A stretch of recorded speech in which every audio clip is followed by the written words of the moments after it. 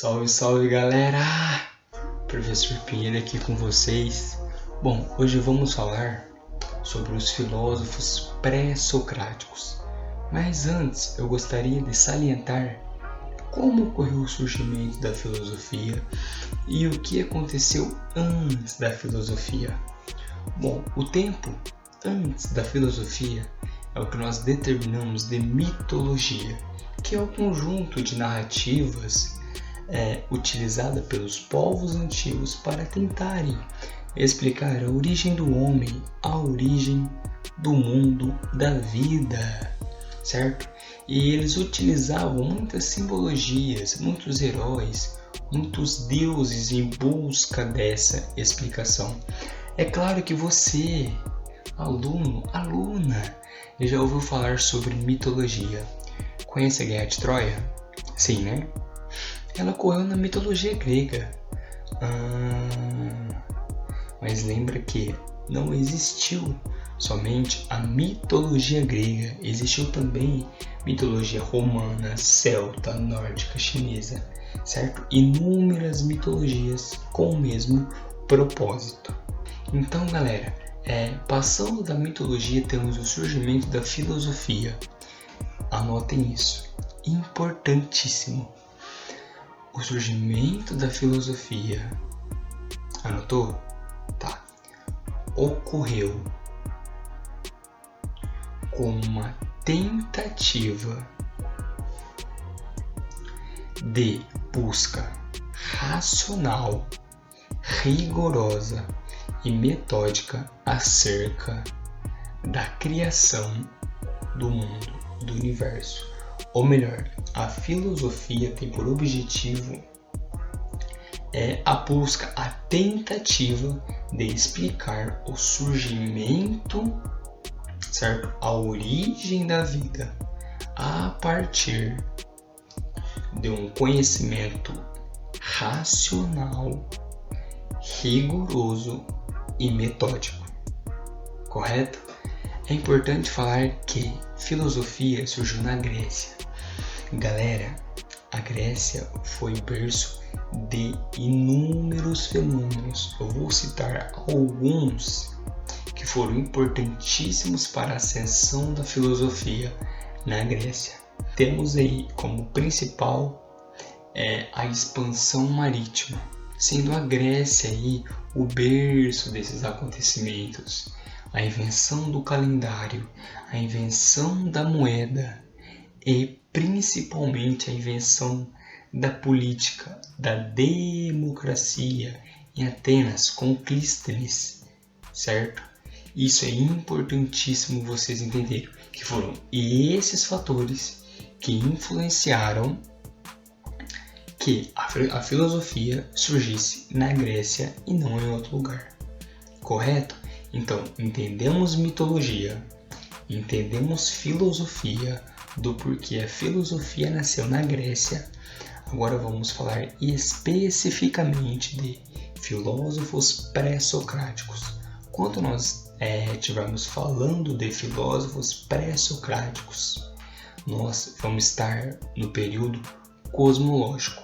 As principais características dos filósofos pré-socráticos são a racionalidade e a natureza, que são logos, que é um termo grego para designar racionalidade, razão, que eles tentavam a busca pela razão para explicar a origem do mundo, do universo, e physis, que é a natureza, que eles observavam a natureza e suas transformações. Agora eu vou citar alguns filósofos, os principais, e o seu arqué, que é o seu elemento primordial. Importante vocês entenderem essa questão de arqué, de elemento primordial para cada filósofo, correto? Começando com Tales de Mileto, que foi o pioneiro aí da ascensão, do surgimento da filosofia. Tales acreditava que a água era o essencial para a vida humana, elemento primordial, o ar quer. Anaximenes acreditava que o ar era o elemento primordial. Pitágoras acreditava que os números eram o elemento primordial. Demócrito, o famoso Dedê, acreditava que o átomo era o elemento primordial para a existência de todos os seres vivos. E o debate mais falado de todos os séculos, Heráclito e Parmênides. Heráclito, um jovem rapaz que prezava pelo mobilismo, aquela teoria do dever, termo importante, dever, correto? Heráclito tem aquela famosa frase de que não atravessa o rio 2 vezes, ou melhor, Heráclito tinha como arqué, elemento primordial, o mobilismo. Então, a partir da frase do rio, entende-se que tudo se transforma, o rio se transforma, por isso não conseguimos atravessá-lo 2 vezes, porque além de o rio se transformar, nós nos transformamos também, nós sofremos mudança, certo? Então Heráclito prezava pelo mobilismo, a questão da mudança. Já Parmênides preservava o imobilismo, nada muda, nada flui, bebê. As coisas continuam sempre iguais são, porque para Parmênides nada muda, nada flui. Arqué, imobilismo, certo? E um termo muito importante para designar essa ideia de Parmênides é a questão do ser. Enquanto Heráclito era dever, Parmênides ser. Legal, professor, mas como essas ideias foram organizadas? Através de escolas. Sim, desde aqueles tempos de filósofos pré-socráticos, já ali o surgimento de escolas. Eu vou falar aqui de 4 escolas importantes desses principais filósofos que eles utilizavam para estruturar suas ideias. Vamos começar pela escola jônica, que surgiu na região da Jônia, atual Turquia, correto?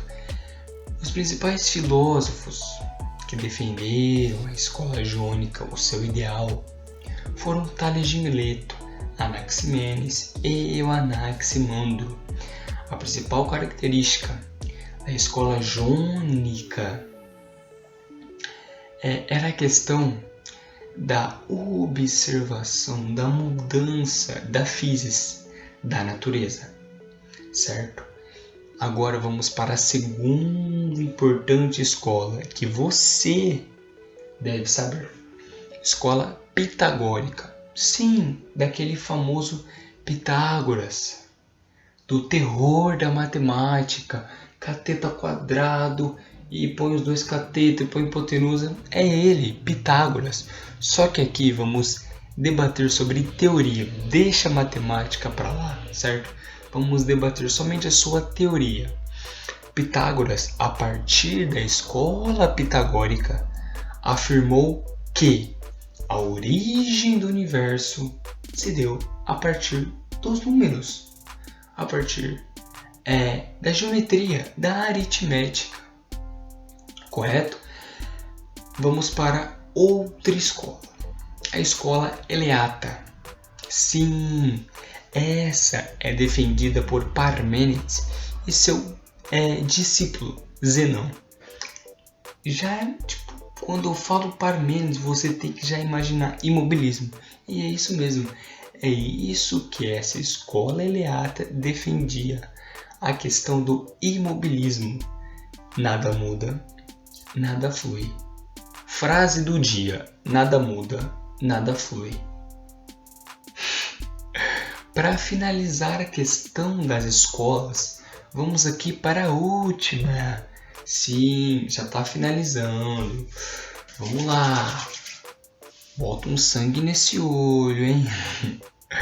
A última escola que vamos trabalhar hoje é o que denominamos de escola pluralista, que afirmava que a origem do universo se dava através de associações. Os defensores dessa escola, eu vou citar o defensor, é o meu amigo, veio jantar em casa ontem à noite, Demócrito, certo? Então, galera, era a partir dessas escolas que esses filósofos pré-socráticos organizavam as suas ideias, correto? Posteriormente aos filósofos pré-socráticos, temos no século 6 a.C., é muito bom trabalharmos com cronologia, certo? Fazendo tudo em período cronológico para não nos perdermos no tempo, correto? Então, no século 6 a.C. vieram o que nós chamamos de sofistas, que não se encaixam no período cosmológico, porque eles não observavam a natureza. Posteriormente aos sofistas, que recebiam duras críticas do tio Sossô, do Sócrates, que veio ascender no século 5 a.C., Sócrates, Platão, Aristóteles, Alexandre o Grande, e assim vem até os tempos contemporâneos. Lembrando que tem muita diferença quando falamos de filósofos pré-socráticos, sofistas e Sócrates, Platão, Aristóteles. Primeiro, por conta do período. Lembra que a partir de Sócrates temos o que chamamos de período antropológico.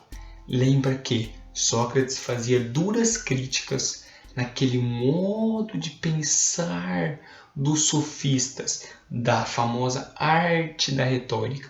Sócrates era um grande crítico desses rapazes. Tinha ranço desses rapazes. Eu me lembro como se fosse hoje, ele sentado comigo na cadeira de alpendre me falando sobre isso.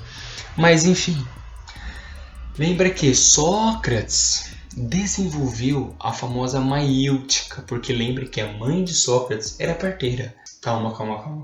Isso foi uma curiosidade.